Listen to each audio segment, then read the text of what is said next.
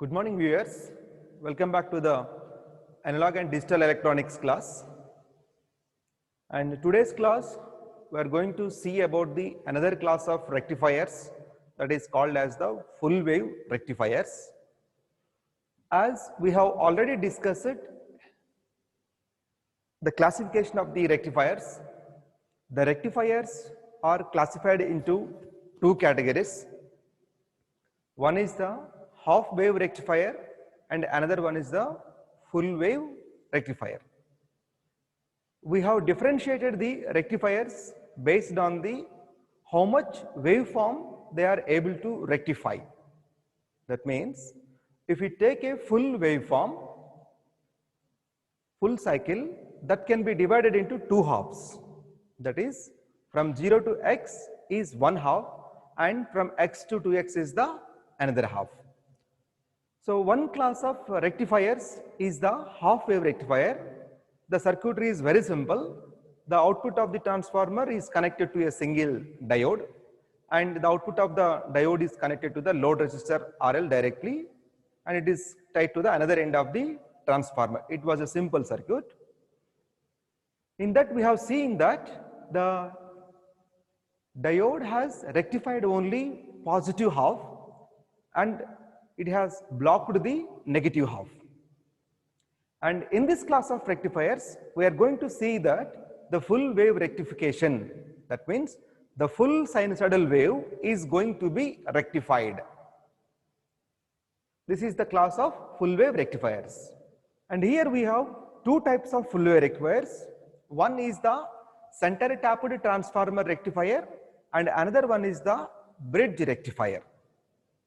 So in the class of the center tapped transformer rectifier, the circuitry consists of AC supply connected to the transformer.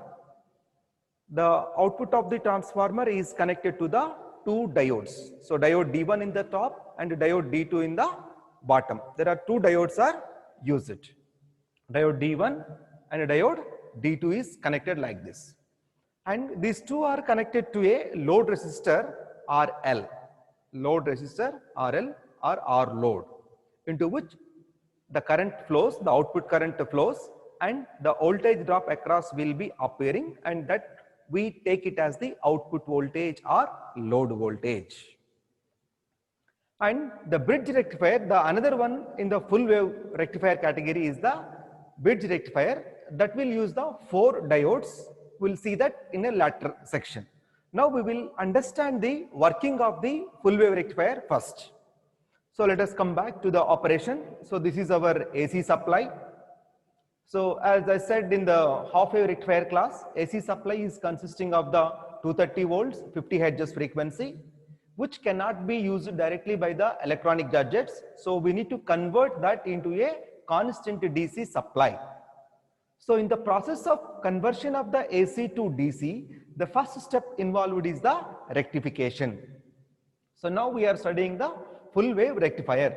So full wave rectifier consists of the transformer to which we have connected the input of the AC mains, and here this transformer is a special type of transformer which is called as the center tapped transformer. That means during the one half cycle, the waveform will be supplied as it is, and during the negative half cycle, this will reverse the directions.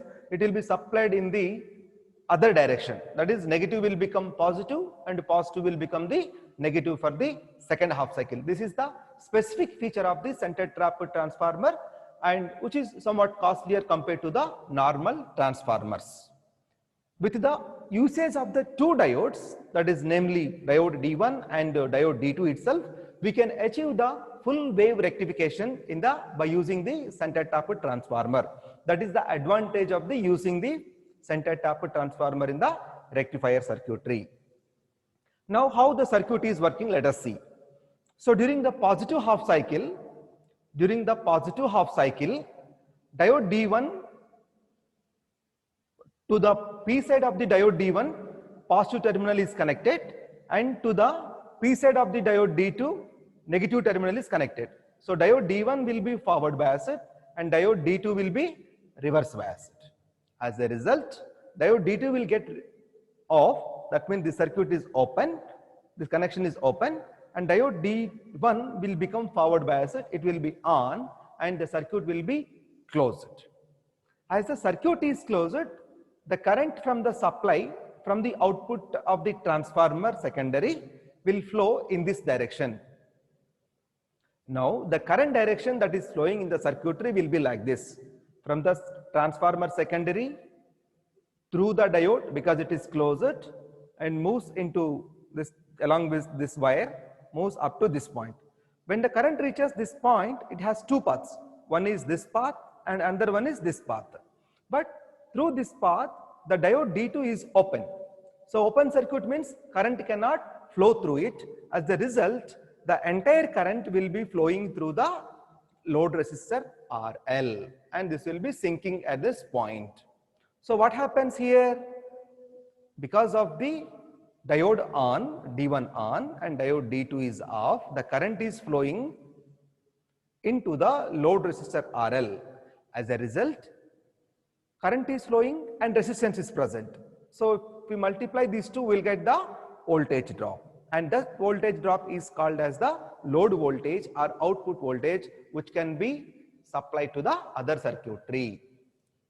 Next slide. So here you can feel the working here. So during the interval, first positive half cycle, during the positive half cycle, this is from here to here, diode D1 is on and diode D2 is off. So as the diode D1 is on, the current will be flowing from the output of the transformer to the, through the diode and through the load resistance RL and into the ground terminal or the sinking terminal. And we get the output that is proportionate to the input. Next slide. So here, during the negative half cycle, what is happening?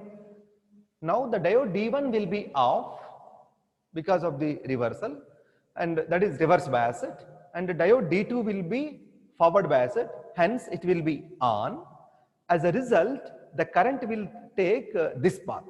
The current flows through the diode D2 and reaches this point. When it reaches this point, this has no path to flow through the D1 and it will flow through the load resistance RL.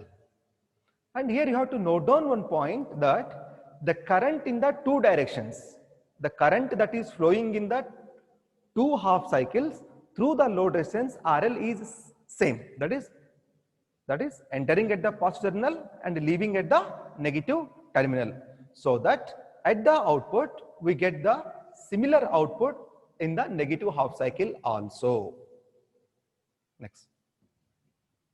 And this is the full-fledged output waveform of the full wave rectifier, AC input voltage and the output voltage DC. So you can compare the half wave rectifier. During the half wave rectifier, for the negative half cycle, the output voltage is 0, it is a flat. And positive half cycle, we have same output which is same as the input. But full wave rectifier, we got the output even for the negative half cycle also, because of the usage of the two PN junction diodes followed by one rectifier. Next slide. And the another class of full wave rectifier is the full wave bridge rectifier. So why we are calling it a bridge rectifier is, we are using the 4 diodes, and those 4 diodes are connected like a bridge connection. In the electronic circuits terminology, this type of connection, arranging the any components in this fashion, will opposite, D1 is opposite to D2 and D3 is opposite to D4.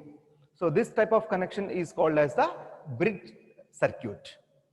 And here we have a AC supply, 230 volts, 50 Hz frequency, and we have a transformer here, and followed by finally the output is connected to the load resistance RL, so that the output current flows through the RL and there will be some voltage will be dropped across this. Next slide. So here, come back to the working of the bridge rectifier, full wave bridge rectifier. So this is the supply voltage, AC supply voltage V in, and we are applying the input as the sinusoidal wave. We are applying the input as the sinusoidal wave. It is connected to the transformer. These are the transformer primary windings, and these are the transformer secondary windings. So during the positive half cycle, we'll divide the working operation into two half cycles. So during the positive half cycle, the positive terminal is connected across this point. The positive terminal is connected across this point. Now you observe, positive is connected to the P side of the diode D1. Then diode D1 will get forward biased and it will be on. During the same positive half cycle, positive terminal is connected to the N side of the diode D3. So as a result, diode D3 will get reverse biased and this will be acting like a off switch and there won't be any current flow through that. Next.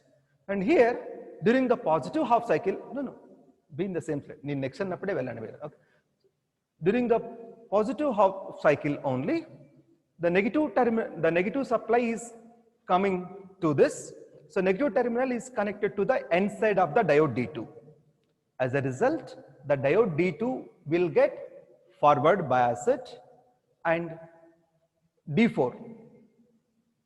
The diode D4 will be getting reverse bias because the negative supply is connected to the positive terminal or P side of the diode. As a result, diode D4 will be getting reverse biased. Now how the current is flowing? Come back, one slide, come back. Next. Next. Next. Next. Next. Come back. Come back. Stop here. Right. Now, how the working is done? So stop recording cheyandi. Stop recording. Right. So working. So during the positive half cycle, diode D1 is forward biased and diode D2 is forward biased. Diode D3 and D4 are reverse biased. Hence, the current flowing from the secondary terminal of the transformer, secondary winding of the transformer goes into this point, and as the diode is on, it is closed, so current flows and reaches this point, and diode D4 is off, so it won't take this direction and it flows through the load resistance RL and comes to this point. And D3 is reverse biased, so it will not go into this point and comes back to D2 and it terminates across this terminal. During the negative half cycle, what happens? During the negative half cycle, negative portion of the waveform is coming across this point, so that diode D3 will get forward biased and diode D1 will get reverse biased. And coming to the bottom, across this, positive portion is coming to the diode D4's P terminal, so that D4 will get forward biased and D2 will get reverse biased. So during the negative half cycle, diodes D3 and D4 are forward biased and diodes D1 and D2 are reverse biased. So as a result, what is happening? So this is the positive terminal. So current starts from here, reaches up to this point. As D2 is off, it cannot take this direction and current flows through the on switch D4. And as D1 is off, it cannot take this path and it will flows through the load resistor RL. And here D2 is off, it cannot take this direction. So it flows through the D3 and sinks at this point, negative terminal. So during the two half cycles, we have obtained the output. During the two half cycles, we have obtained the output. That is the working of the bridge rectifier. Next. So this is the same output waveform. Both workings are same. Next. So now we studied that the output of the rectifier is pulsating. So there is a necessity for removal of the pulsating nature or removal of the AC components from the output of the rectifier.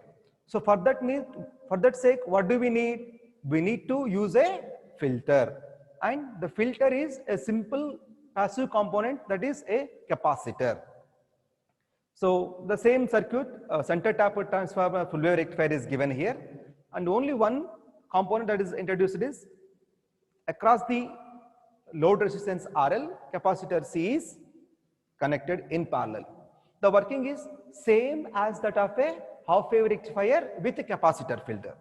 So what is happening here? So during the positive half cycle, we get the output waveform like this, and we get the output during the positive half cycle when the current reaches this point. Earlier it has directly passed through the load resistor RL. Now what is happening? When it reaches this point, it has two paths. One is through RL and another is through the capacitor. Now what happens is, the current will flow through the load resistor through the capacitor C. Now what happens? The capacitor will start charging along with the input supply. So as the capacitor charged to its maximum, what happens? The second cycle will come.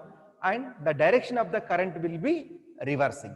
When the direction of the current reverses, the capacitor will start discharging. And the capacitor discharges until how long? Until the next cycle, so that we get the output in this fashion. Capacitor charging, discharging, charging, discharging, charging, discharging. So for the two half cycles, we will get the ripple free output with the capacitor filter. Next. And you can find here a clear differentiation between the outputs of the rectifiers with filter for the half wave rectifier and as well as for the full wave rectifier. So this is the input, same for the half wave rectifier as well as for the full wave rectifier. This is half wave rectifier output with filter, and this is the full wave rectifier output with filter. Next slide. And we have come to the final part. Here there is clear-cut differentiation or comparison between the rectifiers is mentioned here. So that is, the number of diodes used for the half wave rectifier is single, and for the center tapped full wave rectifier it is 2. For the bridge rectifier it is 4. And peak inverse voltage of the diodes for half wave rectifier Vm, for center tapped rectifier 2 Vm, for bridge rectifier it is Vm. The peak load current Im is Vm by Rf plus RL plus Rs. So Rf is the diode forward voltage, RL is the load resistance, and Rs is the series resistance that is supplied. For full wave rectifier it is again Vm by Rf plus Rs plus RL, and for the bridge rectifier Rs plus 2Rf plus RL. Why 2Rf? Because in the bridge rectifier 2 diodes at a time are conducting state and 2 diodes are in the non-conducting state. That's why here 2Rf will be coming into the picture. All these mathematical derivations I'll derive in the class on the board. And RMS current, that is root mean square value of the current. For half wave rectifier it is Im by 2. For center tapped transformer rectifier it is Im by root 2. For bridge rectifier it is Im by root 2. And DC current or average current and DC output voltage or average output voltage. Im by pi, Vm by pi, 2 Im by pi, 2 Vm by pi, 2 Im by pi, and 2 Vm by pi. And ripple factor is 1.21 for the half wave rectifier, 0.482 for the 2 full wave rectifiers. Efficiency is 40.6% for half wave rectifier, 81.2% for the full wave rectifier. And the ripple frequency of the output is F for the half wave rectifier, 2F for the full wave rectifiers. F is the original frequency of the input waveform, and so that is compared to the outputs waveform. So frequency remains same for the half wave rectifier, and frequency will be doubling for the full wave rectifiers. And as I said, full wave is rectified so that the efficiency is more for the full wave rectifier and efficiency is less for the half wave rectifier. And ripple factor is what? It tells us about the quantity of the AC present in the output. So if AC components are more means ripple factor is high value. AC components are less means ripple factor will be a lower value. So that for full wave rectifier it is 0.482 and for half wave rectifier it is 1.21. And the third one, next one is a transformer utilization factor, TUF, that is 0.287 for the half wave rectifier and 0.69 for the full wave rectifier. And the transformer necessary, that is center tapped transformers necessity. For half wave rectifier not needed, for center tapped transformer we need, for bridge rectifier we don't need. And form factor is 1.57 for half wave rectifier, 1.11 for the full wave rectifiers. And peak factor is 2 for the half wave rectifier, √2 for the full wave rectifiers. All these parameters I will derive on the board. So that is the end of the full wave rectifiers and full wave rectifiers with filters. Thank you for today's class, and we will see the other application, that is Clipper circuits, in our next class.